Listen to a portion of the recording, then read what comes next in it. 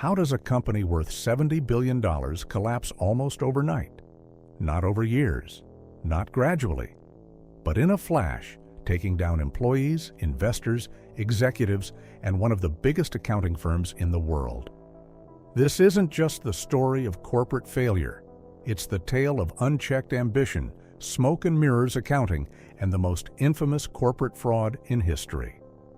This is the rise and fall of Enron. In the 1980s, a man named Kenneth Lay merged two natural gas companies and formed Enron. At first, it was just another pipeline business. But Lay had bigger dreams. He wanted Enron to be an energy empire. Enter Jeffrey Skilling, a man with bold ideas and a belief in deregulated markets. Skilling introduced a revolutionary concept.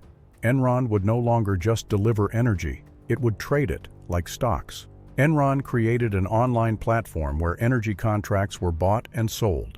The company exploded in value. In just a few years, Enron transformed from a traditional utility into a Wall Street darling. It was hailed as America's most innovative company by Fortune, 6 years in a row. Its stock price soared. Executives were treated like rock stars.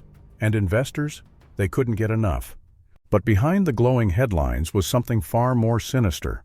While Enron appeared to be raking in huge profits, the numbers told a different story. The company wasn't making money. It was hiding losses. At the center of it all was CFO Andrew Fastow.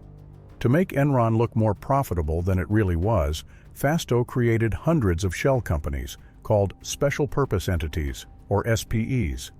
These entities allowed Enron to move debt off its balance sheet, making it seem like the company was far healthier than it really was. Here's how it worked. Enron would transfer underperforming assets, or even debt, to these shell companies. Then, it would book revenue from those transactions as if they were real profits.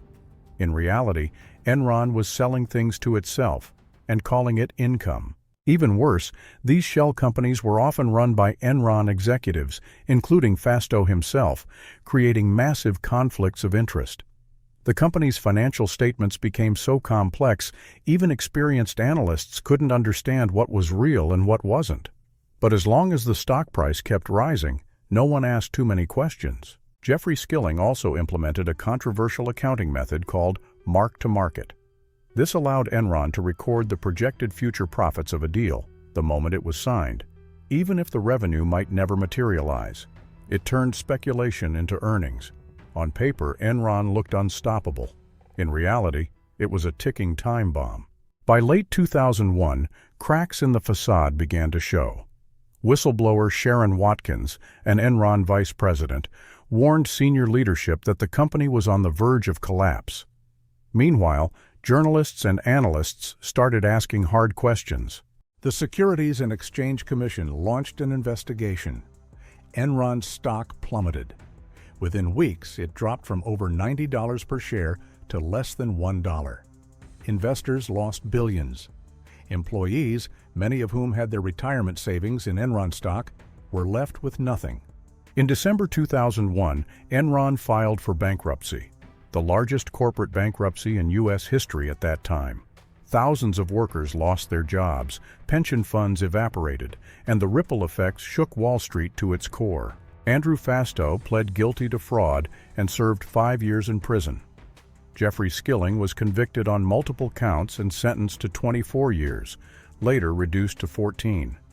Kenneth Lay was also found guilty, but died of a heart attack before sentencing. One of the biggest casualties was Arthur Andersen, one of the world's top 5 accounting firms and Enron's auditor. The firm was found guilty of obstructing justice for shredding Enron-related documents. Although the conviction was later overturned, the damage was done. Arthur Andersen collapsed, and over 80,000 employees worldwide lost their jobs.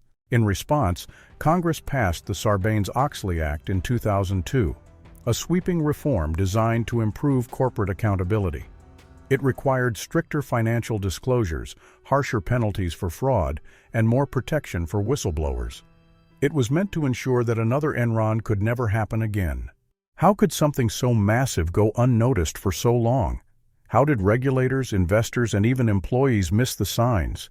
The truth is, many saw them, but chose to look away. Enron's story is a cautionary tale of what happens when ambition outpaces ethics and when appearance matters more than reality.